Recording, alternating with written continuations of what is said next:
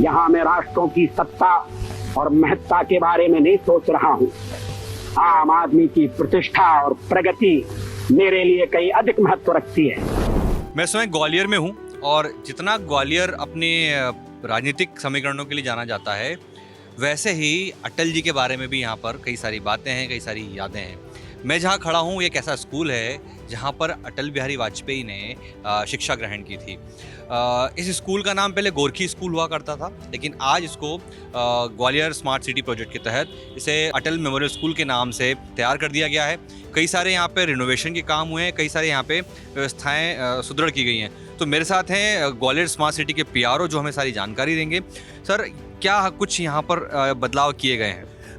जैसा कि आप लोग जानते हैं कि अटल जी का ग्वालियर से ही शुरुआत से रिलेशन है और ग्वालियर में जो उनकी प्रारंभिक शिक्षा हुई थी वो इसी गोरखी स्कूल में हुई थी। उनकी यादें आज भी मतलब एक रजिस्टर भी है जिसमें उनके सिग्नेचर हैं, हाजी रजिस्टर।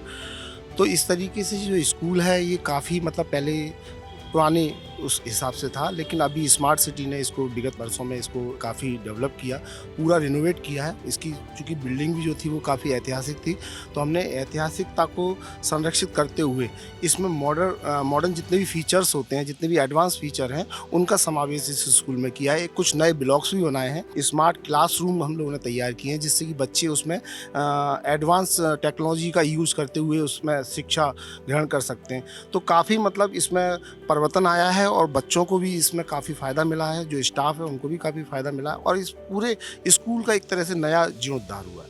अटल जी ने कहाँ तक पढ़ाई की है यहाँ पे? अटल जी की जो प्रारंभिक अपन कह सकते हैं कि चूँकि ये हायर सेकेंडरी स्कूल था तो उस समय उनकी 10th और 11th जो तैयारी होती है स्कूल लेवल की, उसकी पढ़ाई उन्होंने यहाँ पर करी थी और उसी से पढ़ने के बाद फिर महारानी लक्ष्मीबाई एक कॉलेज भी है, वहाँ भी उन्होंने अपना कॉलेज का एक पढ़ाई की थी।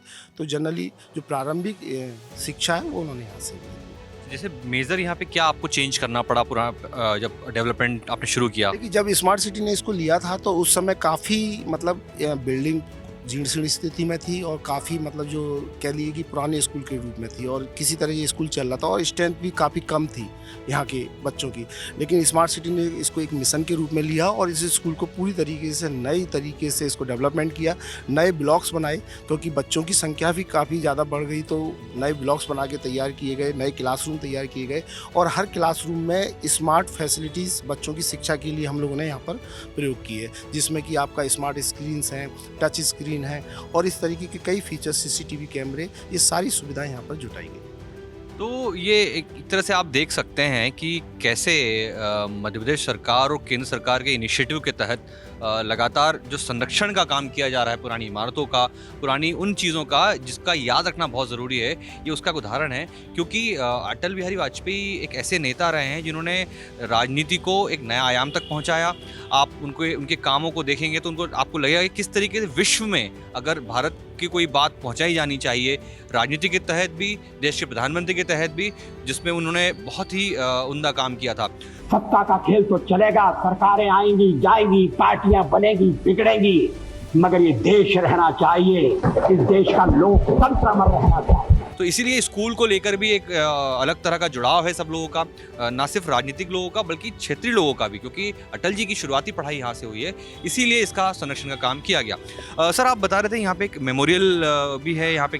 ये जो गोरखी स्कूल हम लोग बना रहे थे उस समय हम लोगों को एक मतलब विचार आया कि कहीं ना कहीं हमको अटल जी की जो स्मृतियाँ हैं उनको भी सहेजना चाहिए ताकि एक यादगार बनी रहे। तो इसी गोरखी जो स्कूल परिसर है, जो अटल मेमोरियल स्कूल का परिसर है, इसमें हम लोगों ने एक अटल म्यूजियम की भी स्थापना की है, जिसमें कि कम से कम 5 से 6 गैलरियां हैं, जिसमें काव्य और उनका साहित्य, उनकी जो कविताएं हैं, उनका जो संग्रह, मतलब शुरू से लेकर एंड तक की जितनी भी उनकी स्मृतियां हैं उनको हमने वहाँ पे सजाया है। उसको हमने अटल म्यूजियम का नाम दिया। तो जैसे जब भी कभी कोई ग्वालियर आता है तो उसको यहाँ आना हो, उसको पता कैसे चलता है, वो लोग आते हैं नहीं आते हैं? इसका हम लोग अपने स्तर पर प्रचार प्रसार कर रहे हैं। हम लोगों ने एमपी जो टूरिज्म विभाग है उसके साथ भी हम लोगों ने तालमेल बनाया हुआ है। हम लोगों ने जितने भी प्रोजेक्ट जो तैयार किए हैं, क्योंकि महाराजबाड़ा अपने आप में काफ़ी एक पर्यटन के हिसाब से काफ़ी महत्वपूर्ण स्थल है, तो हम लोग यहाँ पर जितना भी स्मार्ट सिटी ने डेवलपमेंट किया, चाहे वो अटल म्यूजियम हो, डिजिटल म्यूजियम हो या अन्य जो चीज़ें हैं, उन सबको हमने इसी हिसाब से तैयार किया कि वो पर्यटन ज़्यादा से ज़्यादा यहाँ पर आ पाए और उसको ज़्यादा से ज़्यादा जानकारी मिल पाए। यहाँ पे अभी कितनी तक कौन कौन सी क्लासेस लगती हैं, कितने नंबर तक? इसमें आपकी जो शुरुआत तीसरी और फर्स्ट क्लास से लेके 12th तक, जी हायर सेकेंडरी स्कूल है, तो 12th तक का यहाँ पर स्कूल लगता है। तो आप देख सकते हैं कि कैसे स्कूल को जिंदा रखने के लिए, इस बिल्डिंग को जिंदा रखने के लिए उसको नए स्वरूप में ढाला गया। ना सिर्फ नया स्वरूप में ढाला गया बल्कि इसके नाम को भी अटल जी के नाम से जोड़ के सहेजा गया है। तो हम स्कूल को आप देख सकते हैं कि किस तरीके से इसको खूबसूरती से बना दिया है। यहाँ की दीवारों को देख सकते हैं, लगातार इस पर जो काम किए गए अब ये मजबूत स्थिति में है। तो ये एक वानगी है कि कैसे हम अपने इतिहास को संरक्षित रखकर आने वाली पीढ़ी तक पहुंचाते हैं। इस वीडियो में इतना ही, हम फिर आपसे मुलाकात करेंगे। आप देखते हैं जागरण.com। नमस्कार। मैं ये भविष्यवाणी करने का साहस करता हूं, हम तो एक हाथ में भारत का संविधान और दूसरे में समता का निशान लेकर मैदान में कूदेंगे और जूझेंगे। अंधेरा छटेगा, सूरज निकलेगा, कमल खिलेगा।